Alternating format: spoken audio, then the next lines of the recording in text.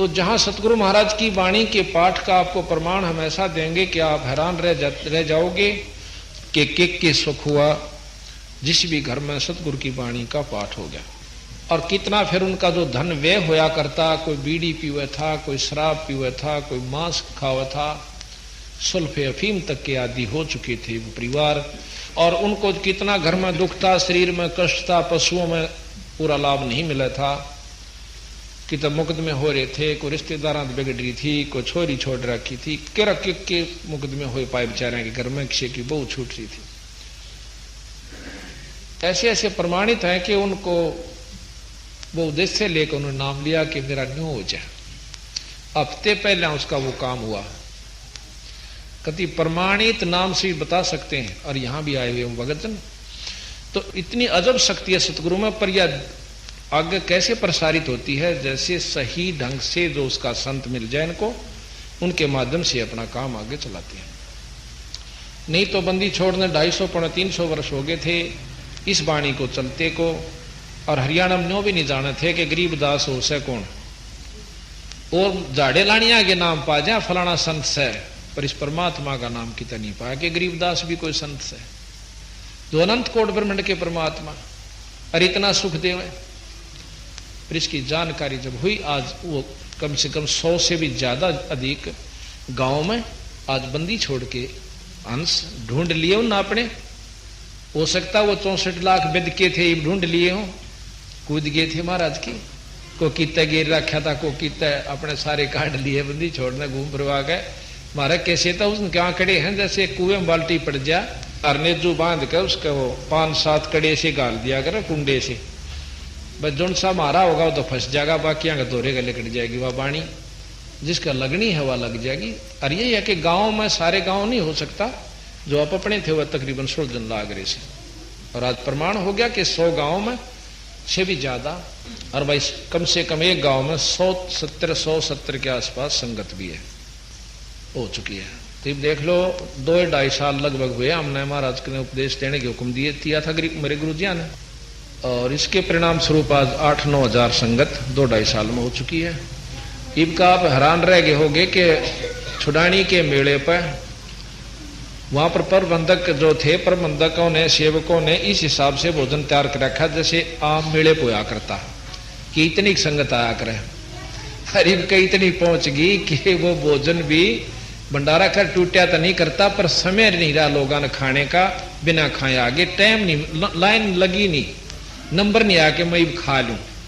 भंडारा तो भरपूर था बंदी छोड़ का, पर जल्दी के मारे कम से कम भी काफी संगत बताने लगी, जो वहां सेवा कर रही थी बेचारी वो भी नहीं बोल जी हम तो टाइम तक मिल जाना अपना न्यू का आगे और अच्छा प्रबंध किया जाएगा।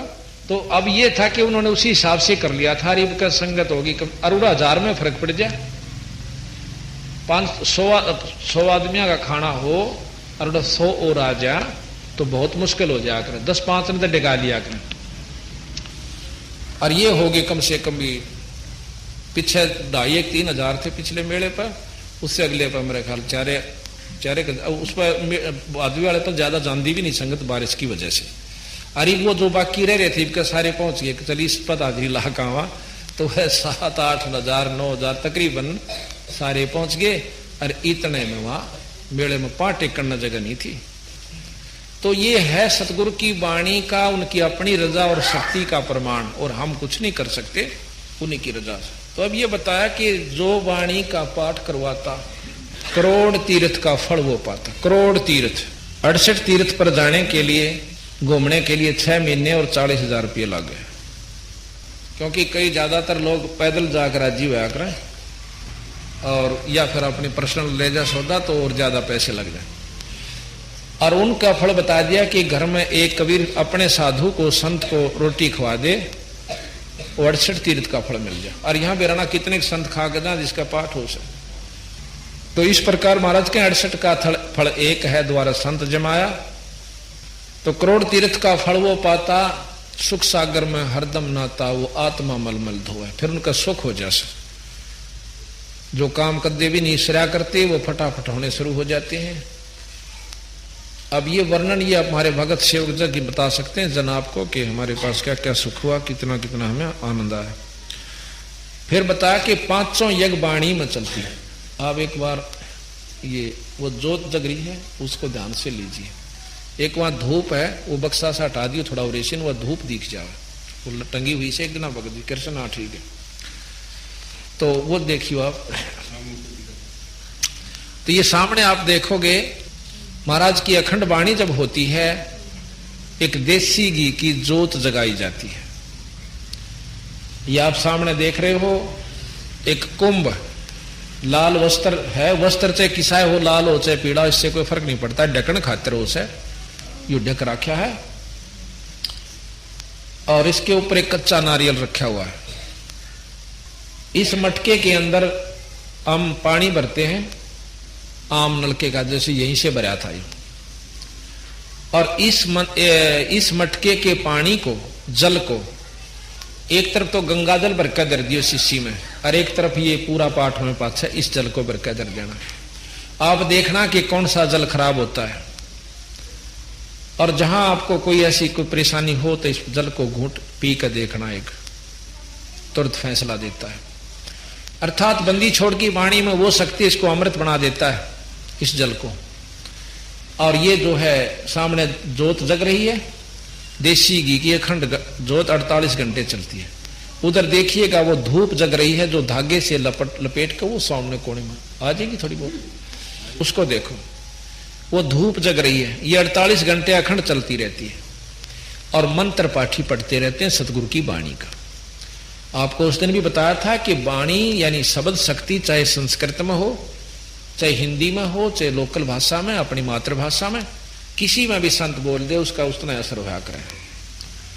अब जैसे आपको बताया कि कोई मंत्री या मुख्यमंत्री या राजा ने कह दे, हिंदी अपनी हिंदी ना आती, अनपढ़ भी राजा होया करते, और वो कह देते जाओ भाई फलाने का काम कर दो, तो उसने संस्कृत बोलने की आवश्यकता नहीं, वो काम हो जाया करता। उसकी शब्द में शक्ति है, ना कि भाषा में। भाषा में शक्ति शब्द से बनी, उसमें शक्ति है, वह उस भाषा के माध्यम से वहां आई। तो यहां महाराज कहते हैं कि गरीबदास महाराज अनंत कोट ब्रह्मांड के परमात्मा है, और इनकी जो शक्ति है अपनी भाषा के माध्यम से प्रवचन जो हो रहे हैं, ये अपना मंत्रों का काम करती है। ये 48 घंटे अखंड चलते रहते हैं। तो इस प्रकार बताया कि 500 यज्ञ वाणी में चलती। धर्म यज्ञ आपने देखा होगा, प्रसाद बांटा जाता है, भोजन खिलाया जाता है, कोई भी खील का, हलवे का, जैसा कि 1.25 किलो घी का प्रतिदिन कड़ा बनाया जाता है, हलवा बनाया जाता है और बांटा जाता है। और यहाँ पर बड़ा समागम है, इसमें कई किलो घी का बनता है। और हमारे धाम छुड़ाने के अंदर तो 15-15, 20-20, 25-25 टीन देसी घी के हलवे तैयार होते हैं। और देसी घी में ही वहाँ सारा कार्य होता है, रोटी भी, सब्जी भी, तड़का भी, जलेबी भी, लाडू भी, सब कुछ देसी घी से होते हैं। तो बंदी छोड़ महाराज में इतनी शक्ति है कि वो इतना सुख दे देते हैं कि चाहे घी की नदी बहा लो, पर हो उस पर पूरी सच्ची लगन। तो इस प्रकार धर्म हुआ यज्ञ के, जैसे कोई भी यहाँ बंदी छोड़ के दरबार में आता है तो उसको रोटी तय, चाय तय, पानी तय, बिस्कुट तय, हलवे तय, प्रसाद तय, खील तय जरूर दिया जाता है। इसको धर्म यज्ञ कहते हैं, इसको भंडारा भी कहते हैं। दूसरा है ध्यान। जितनी देर आप यहाँ आओगे परमात्मा के बारे में आपको जानकारी दी जाएगी, आपकी लगन लगेगी और ईश्वर में आपका ध्यान लगेगा। धर्म ध्यान। हवन आपने देखा कि देसी घी की जोत और वो धूप जग रही है मंत्र सतगुरु की वाणी की, ये हवन यज्ञ हुई। धर्म ध्यान हवन की ज्योति जलती और प्रणाम, जैसे हम आकर लंबी दंडौत करते हैं बंदी छोड़ के नाम दरबार साहब के सामने, अपने गुरुजनों के, संतों के सामने, इसको प्रणाम यज्ञ कहते हैं। और ज्ञान, जैसा कि सत्संग में आपको 7 दिन का ये समागम मिला सतगुरु की वाणी के बारे में जानकारी का, तो ये ज्ञान यज्ञ कहते हैं, जिसको जो अखंड चलती रहती है। अब सत्संग के बाद भी आप बैठोगे आपस में भक्तों के साथ तो ईश्वर की चर्चा ही चलेगी। उस अध्याय में ये लिखा हुआ है फलाने भक्त के ऐसी सुविधा हुई, उसने ऐसे दर्शन हुए, उसको ये दिखा, ये भी ईश्वर की चर्चा ही चलती रहेगी। तो ये 5 यज्ञ सतगुरु की वाणी के अखंड पाठ में हो जाती है। फिर कह तीनों ताप वाणी से कट जावें। 3 ताप जो होते हैं ये सबसे खतरनाक है। दैहिक, दैविक और आध्यात्मिक। किसी देव का रुष्ट हो जाना, किसी के द्वारा तन में कष्ट पैदा कर देना, और किसी का पितर रूस जाना, किसी की माता, किसी की मसाणी, ये जो है ये 3 ताप के अंतर्गत कष्ट किसी देव पर दूसरे के द्वारा दिए जाते हैं। ताप कहें दुख न, तो इनका कोई असर नहीं होगा जब बंदी छोड़ की वाणी जिसके घर में हो जाए, ना भूत का हो, ना प्रेत का हो, ना कोई जंतर मंत्र जानता हो, तो करके देख लियो जिसके घर में बंदी छोड़ की वाणी होगी उल्टा उसका बक्कल नहीं उतर जाता। और हम कोई जंतर नहीं करते, कोई मंत्र नहीं करते, केवल वाणी का पाठ कर देते हैं। तो हम ज्यादा दुखी जो से इन 3 ताप की वजह से। जिस प्रकार वृक्ष के ऊपर बेल डाल दी जाती है ना, वह पीली पीली होया करे, और उस वृक्ष ने कति सुखा के खींच कर रख देती है, जबकि वो नीचे से पानी भी प्रॉपर ले रहा है, खुराक भी मिल रही है धरती से, पर उबर नहीं रहा। इसी प्रकार ना धन में वृद्धि हो पाती, ना शरीर स्वस्थ रहता, कोई बीमारी, कोई हारी, कोई पशु बिगड़ गया, क्या के कुक्रम रह से, और बंदी छोड़ की वाणी करवा लेने से कति स्वर्ग होता चला जाता है। पर अगर रह मर्यादा में, नो नहीं भाई अपनी मर्यादा भंग कर दे, पाठ तक कराए लिया, नहीं, नियम जो के तो रखेंगे तो पूरा लाभ होगा, जिन्होंने नियम तोड़ दिया उनका लाभ नहीं होगा। तो इस प्रकार फिर कहा कि धर्म भूत पिशाच निकट नहीं आवे, और सुर नर मुनिजन भी सत्संग चाह। देवता लोग स्वर्ग में पहुंच गए, वहां जाए पाछा पता चला कि यहां तो अपनी जेब कट्टा है भाई, अपनी कमाई खर्च होती है। तो वह नो सोचन से है भगवान एक बार मैंने फिर मनुष्य जन्म मिल जाए, मैं डट कर भक्ति करूं और पूरे संत यानी पूर्ण परमात्मा का जाप करके यहां से पीछा छुटवाऊं। यहां ते फिर मान बढ़ाई, 4 अक्षर सीख लिए, ज्ञानी हो गया, नाम मिल गया, गुरु में नहीं बना रखा, ऐसी बात ना से नो नहीं काम चलता।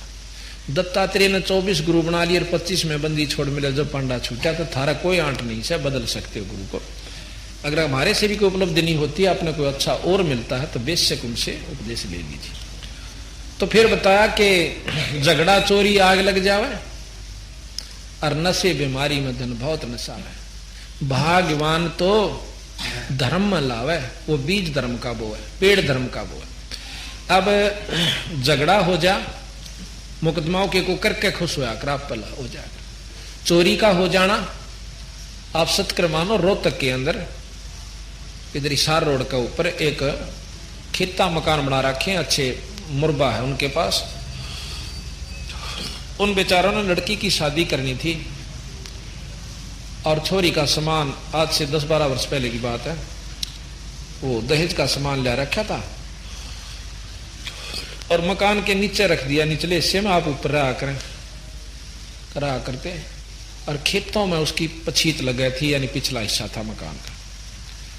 तो किसी दुष्ट आत्मा ने आकर ला के पाछे ट्रक, और वो काट ले गए सारे, फोड़ पाड़ के पाछे मकान में। अब उन्हें रिपोर्ट पार्ट भी करी, ईसा जल्दी कहाँ कोई पता नहीं चला। उसको फिर अपनी को चढ़ा कर ठीक कर लिया। 15 दिन रह गए, जो फेर ले आए, 30-40 हजार का वो सामान था, इतना ही फेर लाकर वहीं रख दिया, इसी उद्देश्य से कि ये काम के रोज रोज होया करे, एक बार डूब लिया सो डूब लिया कोई। वो 2-4 दिन रह लिए ना, उस 40 उतना ही फेर उन्हों का फेर काट ले गए। ये सत्कर्मानंद की बात से हमारे वहां हुआ है हीरो तक के अंदर। अब बेचारे तीसरी बार तो जब लाए, जब वो उन्होंने लड़की का जिस दिन फेरे देने थे उस दिन इकट्ठे करके लाए, तो महाराज के झगड़ा चोरी आग लग जावे, और दारू पीने लग जा, कोई बीमारी हो जा, वहां पैसे ला जाएंगे, और महाराज ठीक कर दे, सारा सुख दे दे, फिर भी नो रुचि नहीं बनती, जहां 10 रुपये दान न बुला जा। ये हमारे अंदर वह वीकनेस जो कमजोरी से इतना घर कर चुकी है कि तेरा नाश हो जाए। और धर्म तो आज तक किसी का नाश नहीं हुआ, बिरा नाश तय कंजूसित होया है। कबीर साहब कहते हैं, चढ़ी चौंच भर लेगी नदा नदी ना घटियो नीर, और भाई दान दिए धन ना घटे नो, कह रहे साहिब कबीर। प्रमाण कहने लाग रहे, धर्म तो 10 के नहीं 10 के 3 लोग, और खैर आए तुम्हें खैर है कीजिए आत्म भोग। तो हमने धर्म की रुचि ज्यादा बढ़ानी पड़ेगी जब हम कामयाब होंगे। और बाकी नो ज्ञान होते हुए कि हमारे साथ कुछ नहीं चले, चले धर्म और दान और नाम, फिर भी हम उड़गे रहे से कंजूसी में चले। आप पंजाब में जाकर देखो कितने प्रफुल्लित लोग हैं, कितने वो धनाढ़ हैं। क्यों है कि उनकी दान की नीति ज्यादा से, जहां देखोगे मंदिर इतना बड़ा बना देंगे और भंडारा होगा, सारा गांव जाओगा, चाहे 2-10 रुपये चढ़ागा। और वहां हमने देखा 50-51 तक